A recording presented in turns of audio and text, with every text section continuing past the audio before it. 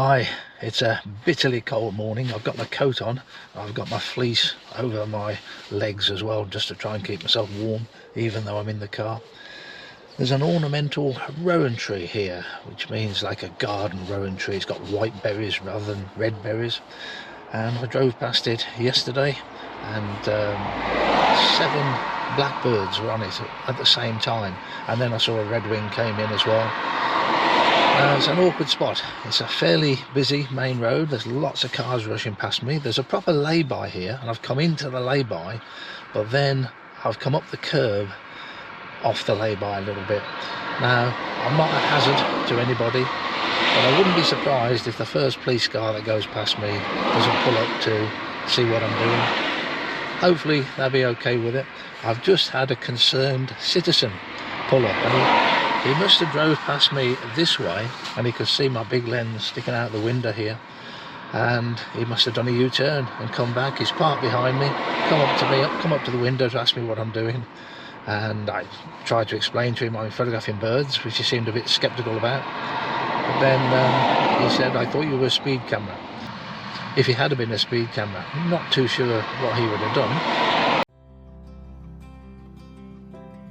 Yesterday when I saw these birds feeding on this tree, it was a lovely blue sky day, but it was early afternoon and the sun had already gone too far round to the left hand side, so the birds were not well lit.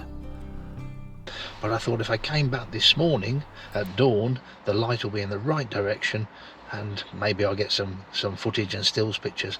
Unfortunately today, although it's cold, it's very cloudy as well, so there's no light and it's a white sky behind it, which is not my favourite lighting conditions.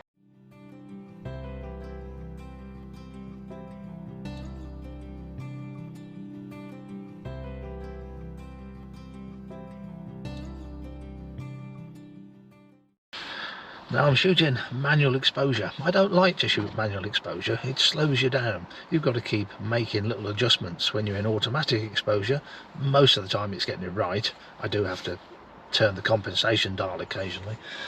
But because I'm shooting manually, as soon as I put the 1.25 extender in, which I just did because a redwing landed, and a redwing is a bit smaller than the blackbirds, and he was also towards the right hand side, so he's a bit further away from me.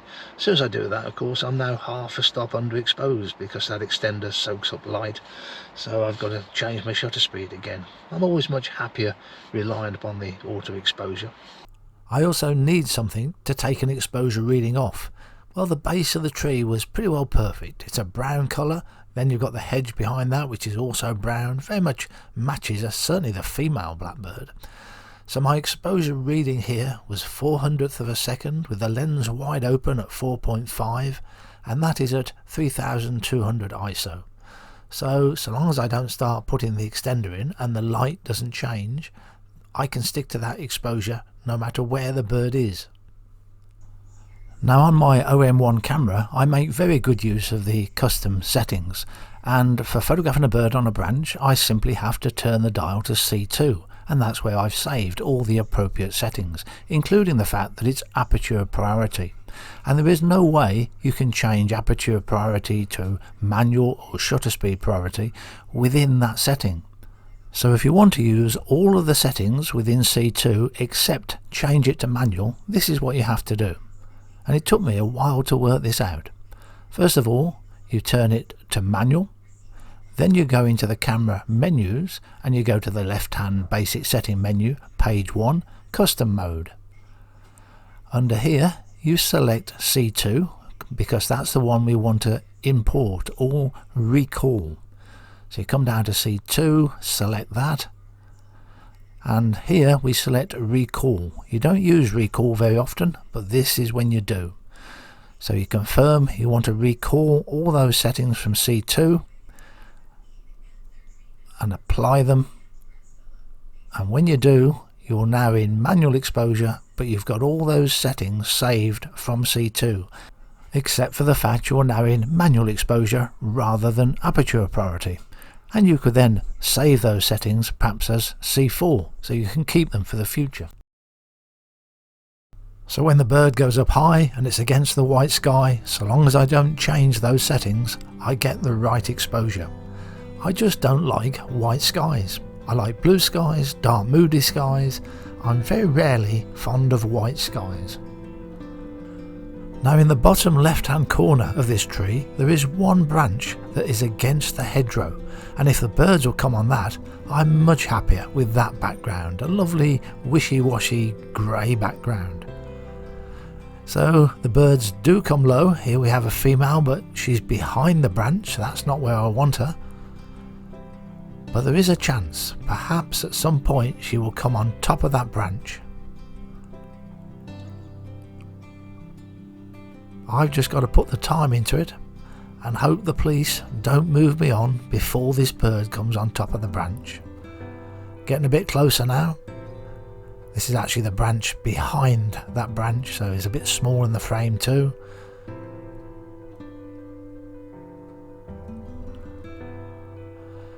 Now it's on top of the branch that I'm interested in. I want the bird to turn the other way round. There we go. We've got the picture. 400th of a second is not fast enough when the bird is actually moving, but once it's picked a berry, just before it swallows it, it will stand still just for a moment. So I'm taking these pictures at 20 frames per second, so I will capture that moment when it's not moving. If the light had been better, I would have used a faster shutter speed. It's another picture that's not really sharp because it was moving. But then the next picture is perfectly sharp because the bird has stayed still. So I'm shooting on a beanbag, and the beanbag grips the glass because of the shape of the beanbag. Gripper beanbags is what I call them. So the glass is only about, well, that's about 4 inches high. Just elevates me slightly because otherwise I'd be down low. I'd having to get my head down far too low. This is far more comfortable at this height. We'll look at a few more situations where I've used manual exposure in the past. Now here I could have took my meter reading either off the grey of this shed or the grey looking hedgerow in the background, but I didn't. I used my camera bag. Now for many years I genuinely believed that Lowepro made their camera bags a grey colour so you could use them as a grey card and take a meter reading off them. Perhaps that was a false idea, and most camera bags today are black. But for the many years that I owned this bag, I quite often used it as a grey card, and here it was very useful. I could just prop it up in the snow and take my meter reading off it in order to photograph this great grey owl in Finland.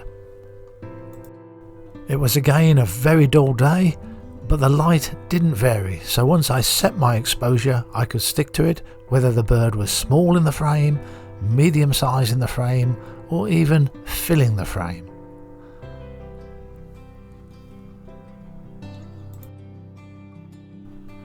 Great grey owls are a species that can become very tame and approachable, especially in the winter. Notice how this bird's wing is touching the snow as it flies low across the ground.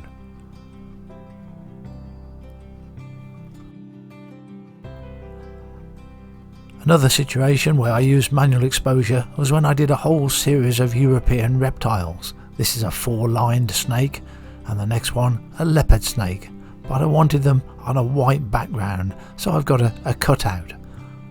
I used to do very well selling cutouts of wildlife.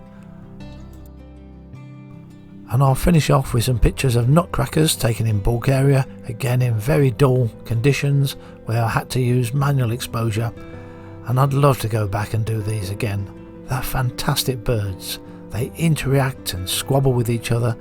It was really fun to photograph them.